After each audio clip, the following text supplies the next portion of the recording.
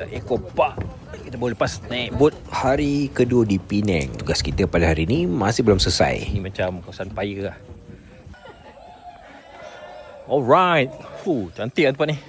Hutan. So kita ada menara atas tu. Okay, sekarang kita berada di dekat Jambatan Gantung. Ui. Okay, aku dah macam goyang-goyang.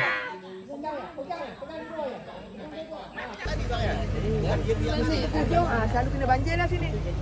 Belah sana. Ini terus ke laut ke apa? Tak. Tak. Ke darat. Ke darat? Yang laut sini? Ya. Oh. Di Sungai Kulim. Ini Sungai Kulim. Boleh sampai Rumah Hang. Sungai Kulim.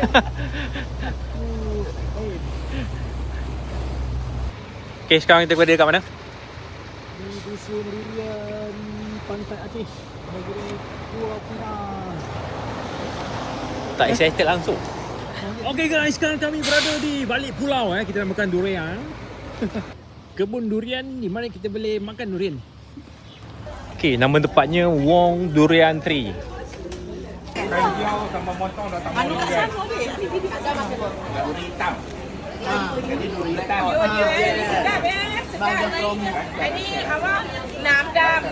Ini nam dam. Durian hitam Hani Musaki lemik nyek pada makan. Ini saya 200 lebih tak pada makan. Ini kenapa enggak habis-habis di sini? Ya, itulah. Wow.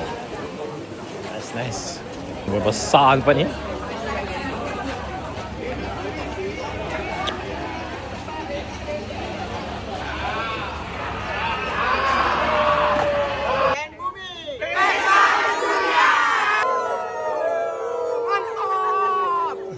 Ini di video yang kita dah shoot semalam dengan hari ini dan kita akan tayangkan dinner kejap lagi. Pukul 7.30 baru nak set up live feed.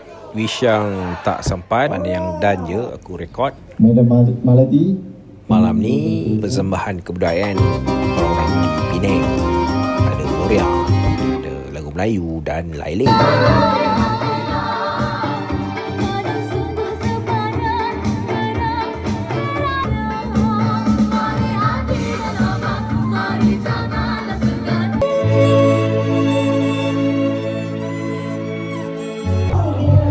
Terima kasih Tuan Presiden telah beri peluang kepada kami. InsyaAllah kita buat terbiasa. InsyaAllah. Macam mana?